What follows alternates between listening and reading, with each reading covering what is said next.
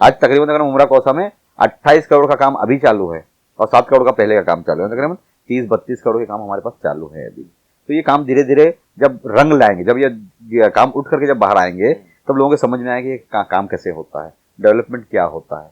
15 से 20 मई के आसपास हम उस चौपाटी को ओपनिंग कर दें। और उस चौपाटी में है क्या, ये आपको बता दूं मैं।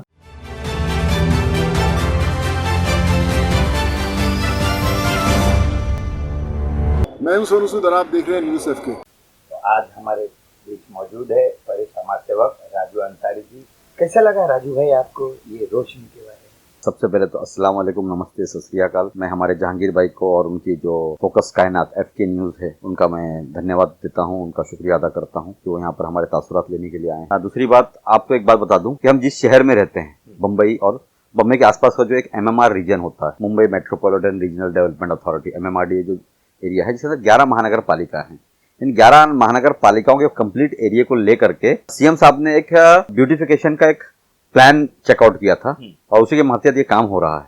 आपको एक बात बता दूं कि मुंबई के बारे में लोग कहते हैं और कहा जाता है, आज दुनिया में आप कहीं पर भी जाएं तो मुंबई के बारे में एक बहुत ही बात फेमस है, वो ये है the city who never स्लीप्स। Mumbai एक ऐसा शहर है जो कभी सोता नहीं, वो 24 घंटे जागता है। ऐसी खूबसूरत सिटी जिसके पास सी शोर्स है, बेज है, पहाड़ियां है, एक डेंसली पॉपुलेटेड एरिया है।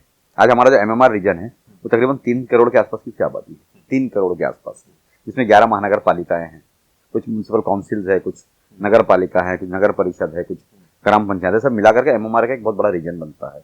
और हमारी ये कोशिश है कि किस तरीके से हम एक आम आदमी, एक गरीब आदमी के चेहरे पे मुस्कान लाएं।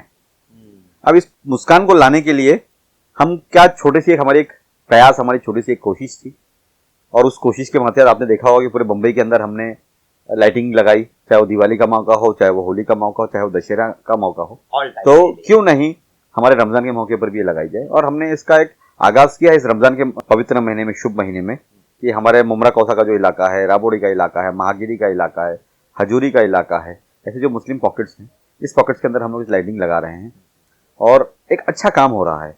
उसी तरीके से जितने भी हमारे इलाके में वॉल्स हैं, दीवारें हैं, चाहे वो रेलवे की दीवार हो, चाहे वो PWD की दीवार हो, चाहे वो हमारे किसी सोसाइटी की दीवार हो, चाहे वो किसी स्कूल की दीवार हो, या किसी हॉस्पिटल की दीवार हो, उन दीवारों को रंगने का भी काम किया जा रहा है ब्यूटिफिकेशन के माध्यम से। अक्सर ये होता था कि आपने देखा होगा कि दीवारों पर लोग पान खा करके थूक देते थे, गंदगी होती थी, इसमें काई जमी है, बारिश के बाद में कुछ साफ सफाई नहीं हो पाती थी। तो हमने इसका काम हाथ में लिया है और जहां जहां पर भी हमें ऐसा लगता है कि इस दीवार को पेंट करना चाहिए, इसको ब्यूटीफाई करना चाहिए, हम उसको ब्यूटीफाई कर रहे हैं। इसी के साथ में हमने प्लांटेशन पर बहुत जोर दिया है। आप देखेंगे कि आप मुंबई जो हमारा ईस्टर्न एक्सप्रेस हाईवे है, इस पूरे कंप्लीट एक्सप्रेस हाईवे के ऊपर जहां जहां पर हमें जरूरत पड़ रही है, हम वहां पर ग्रीनरीज कर रहे हैं, वहां पर हम लोग सैपलिंग्स लगा रहे हैं, वहां पर हम लोग प्लांटेशन कर रहे हैं। तो उसी के माध्यम हमारा सेकंड जो फेज होगा, मेरे ख्याल से रमजान के फौरन बाद, मैंने आपको शायद मालूम होगा बीच में एक मरतबा मैंने फेसबुक लाइव पे भी आके कहा था कि अभी बोर्ड के एग्जाम चल रहे हैं 10वीं और 12वीं के, इसके फौरन बाद रमजान चालू हो जाएगा। 22 अप्रैल को जैसे ही रमजान खत्म होता है, हम सारी स्कूल्स को लेकर के, सारे NGOs को लेकर के, सारे इंटेलेक्चुअल्स को लेकर के, सारे पॉलिटिशियंस को लेकर के हम एक ग्रुप बना करके 1 मई जो महाराष्ट्र दिवस है, महाराष्ट्र डे है, उस रोज हम लोग 20,000 सैपलिंग्स लगाने का हमने कार्यक्रम तय किया है, जिसके लिए हम कलेक्टर से मिलेंगे, हम म्युनिसिपल कमिश्नर से मिलेंगे, हम पुलिस कमिश्नर से मिलेंगे, हम फॉरेस्ट के DFO से मिलेंगे और एक प्लान चेकआउट करके हम 1 मई को सारे लोगों को साथ में लेकर के, इसका श्रेय किसी एक को नहीं जाना चाहिए, सारे लोग मिल करके हमारा जो एनवायरनमेंट है, हमारा जो शहर है, इस शहर में किस तरीके से पॉल्यूशन कम हो जावे, किस तरीके से हमारी जो हवा है, एटमॉस्फेयर जो हमारा है, उसमें ऑक्सीजन का लेवल बढ़ जावे, किस तरीके से हमारे यहाँ पर जो गंदगी और बदबू है हवाओं के अंदर वो कम हो जावे, इसके ऊपर हम लोग मेहनत कर रहे हैं। और मैं ये समझता हूँ कि आज आप देख रहे हैं कि आज आपको एक और खुशखबरी दे दूं मैं कि इससे पहले हमने एक ओपनिंग की थी, इसमें हमारे खासदार साहब आए थे। वो 214 करोड़ का प्रोजेक्ट था, जिसके अंदर 7 करोड़ 19 लाख का काम जो है वो मुमरा कौसा में हमने ओपनिंग की थी। अभी सेकंड प्रोजेक्ट हमारा उसका वर्क ऑर्डर आ चुका है 391 करोड़ का, जिसके अंदर मुमरा कौसा के अंदर तकरीबन 28 करोड़ 36 लाख रुपए का काम है, जिसका काम हमने चालू करवा दिया है। हमने कोई ओपनिंग की हमने जरूरत नहीं समझी। हमें ऐसा लगता है कि बार बार ओपनिंग करना और पब्लिक को सामने जाकर के अपने आप को पेश करना जरूरत नहीं है। काम अपने आप अपनी बातें बोल देता है, जो काम होता है वो अपने आप अपनी बातें बोल देता है। तो मुमरा में आज जो काम देख रहे हैं आप, जहां पर भी हो रहे होंगे, चाहे वो शिवाजी नगर में हो रहा हो, चाहे वो खड़ी मशीन रोड पे हो रहा हो, चाहे वो कादर प्लेस में हो रहा हो, चाहे वो हमारे अब्दुल्ला पटेल स्कूल में हो रहा हो, चाहे वो चांद नगर में हो रहा हो, चाहे वो अलमास कॉलोनी में हो रहा हो, चाहे वो रशीद कंपाउंड में हो रहा हो, चाहे वो कहीं पर भी हो रहा हो, आज तकरीबन मुमरा कौसा में 28 करोड़ का काम अभी चालू है और 7 करोड़ का पहले का काम चालू है, तकरीबन 30-32 करोड़ के काम हमारे पास चालू है अभी। तो ये काम धीरे धीरे जब रंग लाएंगे, जब ये काम उठ करके जब बाहर आएंगे, तब लोगों को समझ में आएगा कि काम कैसे होता है, डेवलपमेंट क्या होता है।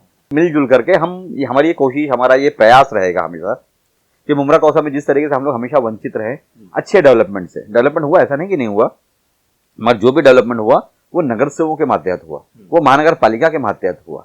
हमको जो एक स्टेट गवर्नमेंट की तरफ से जो हमारा डेवलपमेंट होना चाहिए था, जो स्टेट गवर्नमेंट की तरफ से हमारे पास फंडिंग आनी चाहिए थी, चाहे वो MMRD की तरफ से आवे, चाहे वो हमारे पास अर्बन डेवलपमेंट मिनिस्ट्री से आवे, चाहे वो माइनॉरिटी की तरफ से आवे, चाहे वो स्टेट गवर्नमेंट की दूसरी और स्कीम से आवे, चाहे हमारे पास पहले जैसे JNNURM थी या उसके बाद में अमृत योजना हुई उससे होना चाहिए था, या उसके बाद में जैसे आप देख सकते हैं कि हमारे पास स्मार्ट सिटी प्रोजेक्ट है, उससे होना चाहिए था, नहीं हो पाया।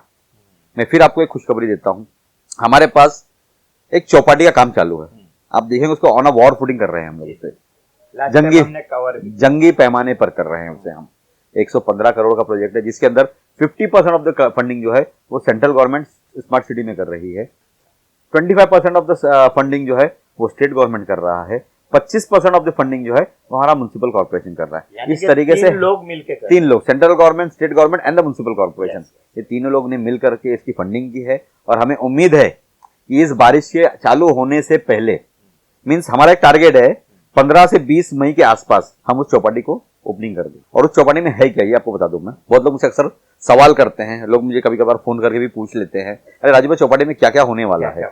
मैं मुमरा कौसा के जो हमारे दर्शक है उनसे ये कहना चाहता हूँ कि हमारा जो चौपाटी बन रही है, इस चौपाटी के अंदर 2 एम्पी थिएटर हैं, एक स्केटिंग रैक है, एक जॉगिंग ट्रैक है, एक साइकिलिंग ट्रैक है, एक बच्चे लोगों का प्ले एरिया है, एक किड जोन है जिसमें बहुत सारे बच्चों के खिलौने लगाए जाएंगे, मेरी गो राउंड हो या फिर बहुत सारी चीजें होंगी।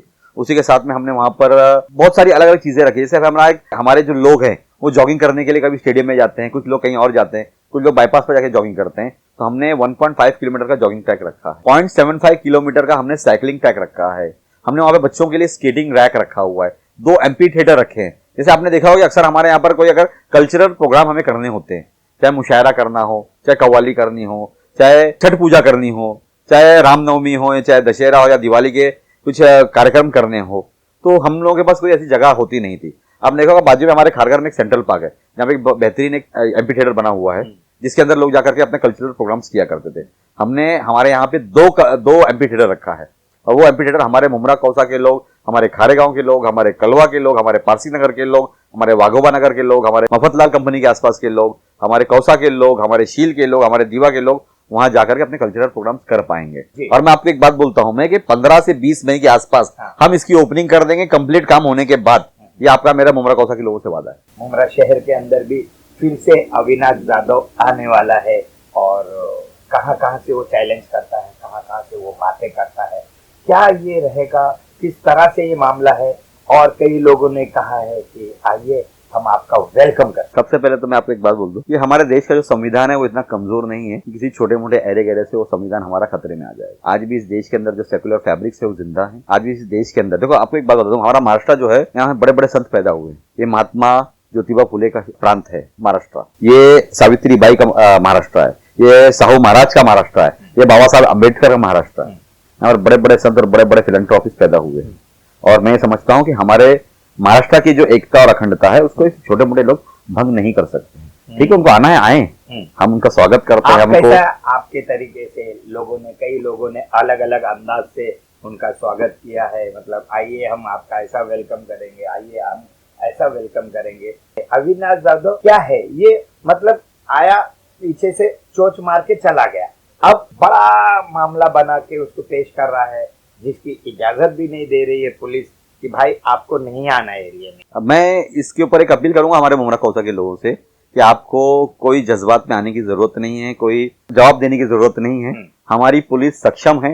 अगर कोई अनटूवर्ड इंसिडेंट होता है, कोई अगर इस तरीके का अगर हमारे पास लॉ एंड ऑर्डर बिगाड़ने का कोई काम करता है तो उसके लिए हमारी पुलिस सक्षम है, वो अपने तरीके से उस लॉ एंड ऑर्डर को कंट्रोल कर सकती है और करेगी। आपको किसी चीज की फिक्र करने की जरूरत नहीं है। रही बात राजनीति की, राजनीति में भी हम लोग जिंदा हैं और हम लोग को मालूम है कि हमें क्या करना है।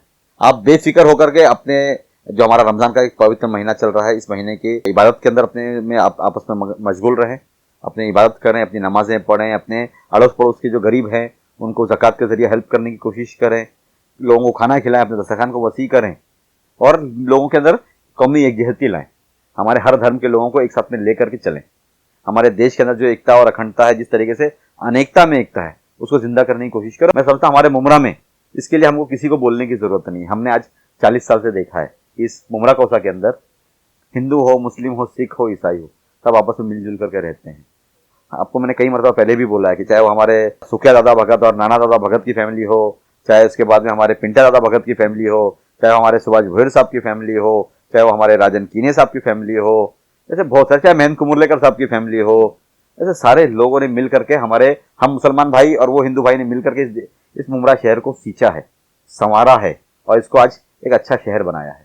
हमको किसी की बाहर वाले की जरूरत नहीं है। हमारे शहर को बचाने के लिए हमारे शहर के अंदर नफरत की आंधी है, वो कभी जिंदगी में यहाँ पनप नहीं सकती। नफरत के बीज यहाँ कभी उग नहीं सकते।